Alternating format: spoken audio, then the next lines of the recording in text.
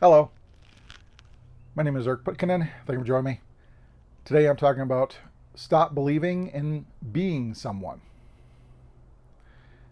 This is a topic that what I'm wanting to point at today is more particularly some other conditioning that may not have been investigated before because, well, in other videos I've talked about delving into and looking at this idea of me and diminishing the me and things like that.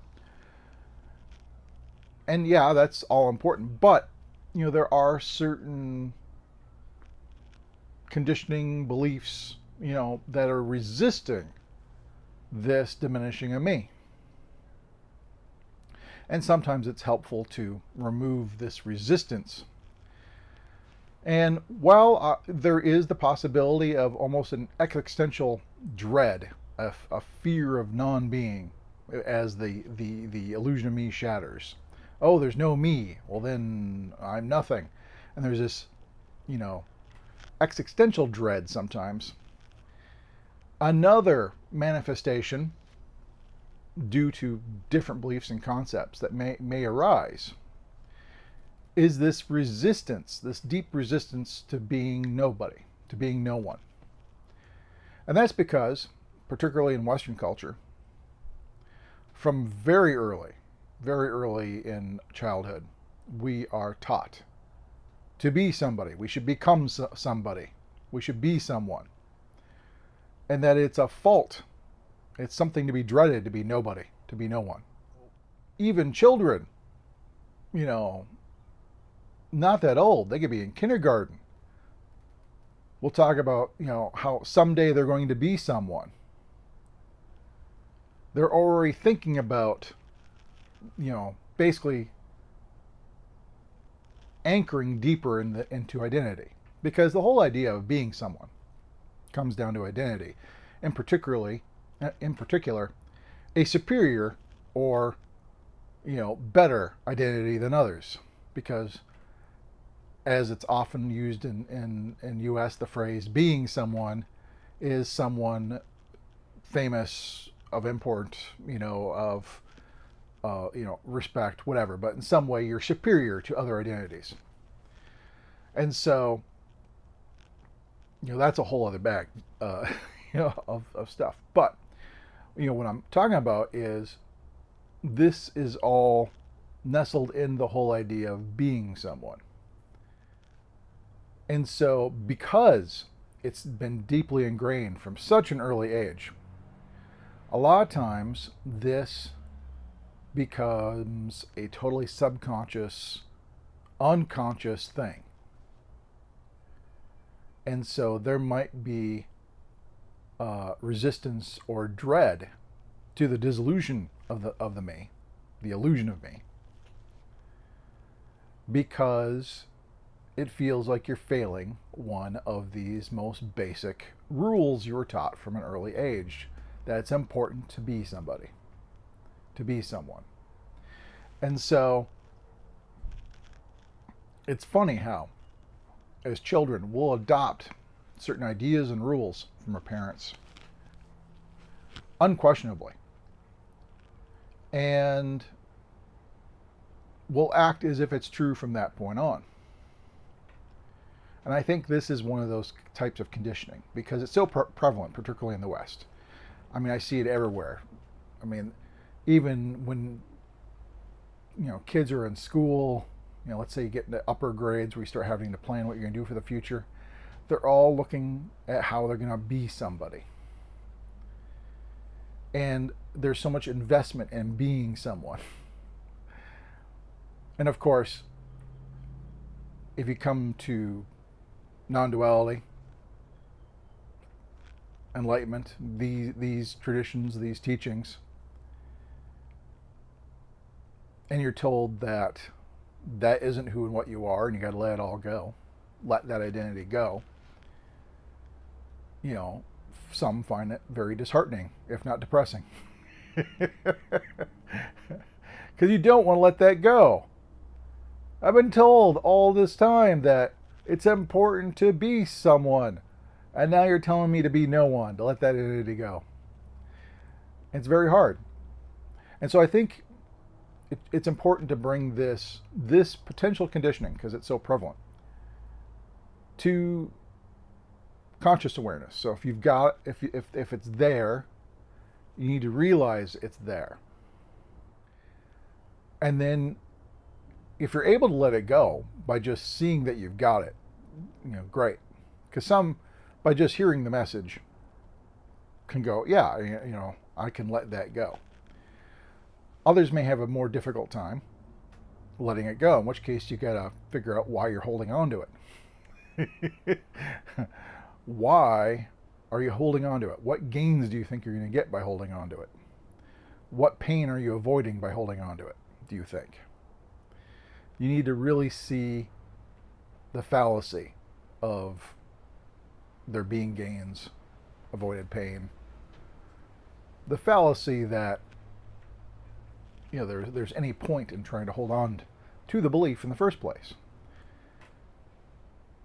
Because if you're able to see the fallacy of trying to hold on, it becomes much easier to let it go. Because we have difficulty in letting go only because we would rather not let it go. We think there's more value in holding on.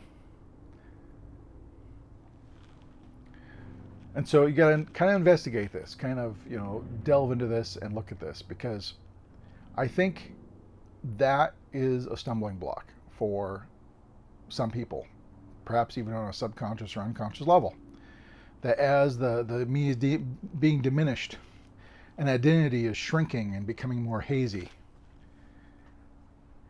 there gets to be this programming may come up that goes, I'm going contrary to what I'm supposed to be doing. I should be holding on to me. I got to be somebody. And this urge, this feeling of I need to be somebody,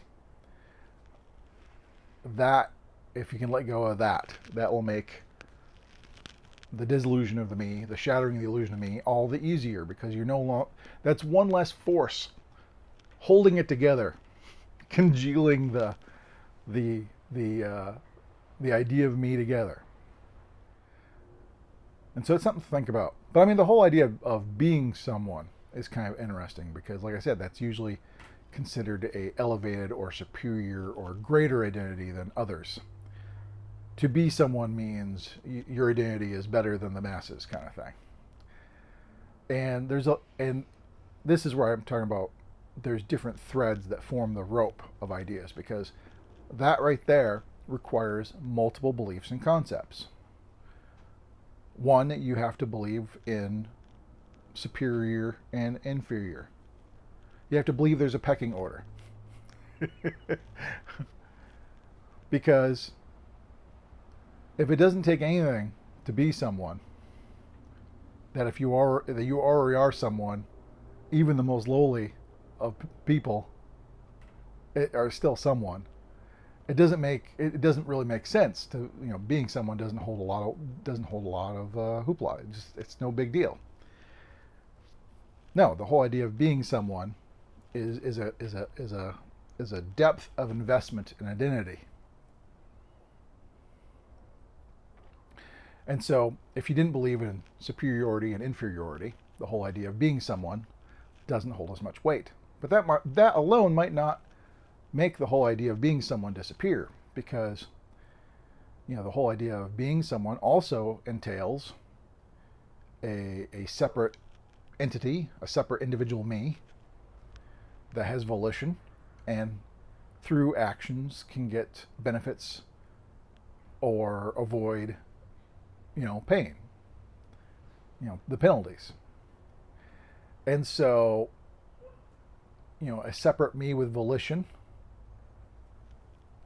someone with agency, an agent with volition, is another aspect of belief that must be bought. Because if you didn't believe in a separate me with volition for in terms of only this part is controlled, nothing else is controlled, it's all about this entity. Well, if you didn't believe in that separate entity, again, being someone doesn't make a whole lot of sense. So there's multiple threads in this idea of being someone, potentially. And so you have to kind of look at it in various aspects. But it is, I think interesting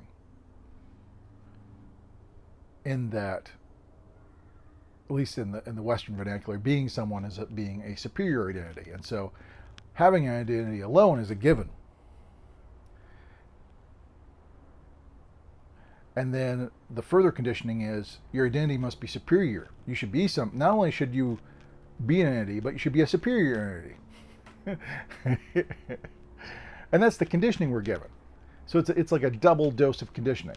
It's not enough that you simply are. It's not enough that you're simply, a being. No, you got to be a great being.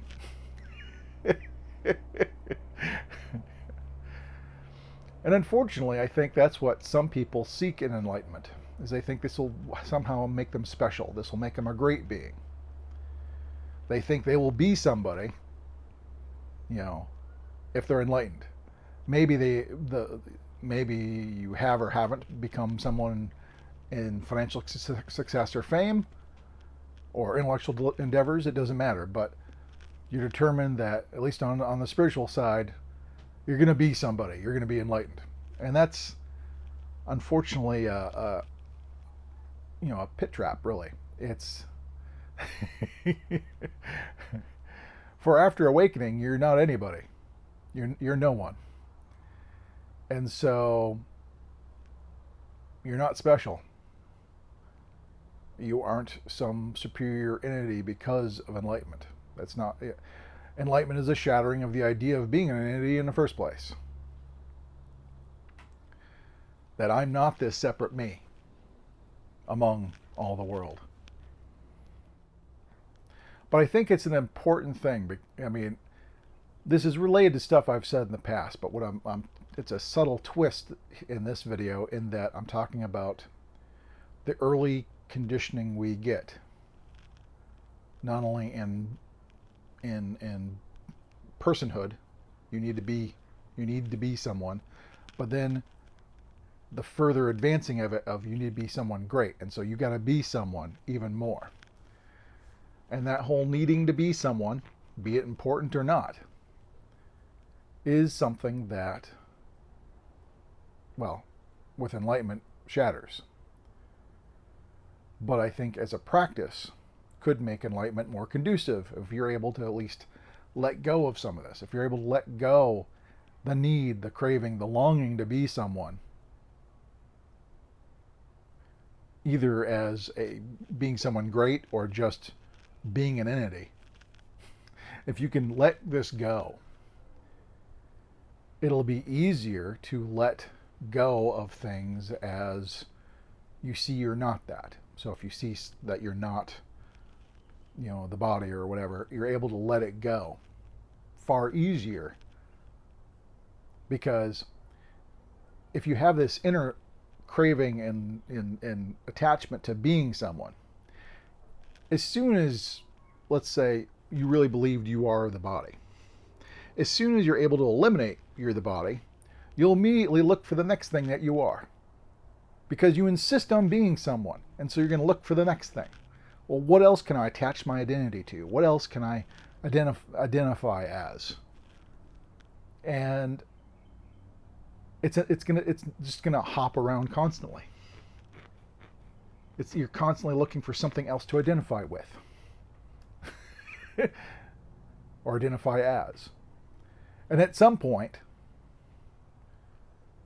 hopefully, you'll cease doing that, because I would say post-awakening, you're not identifying as or with anything. Identity is no more. And so, if you got any questions, comments, please post below. But until next time, thank you much.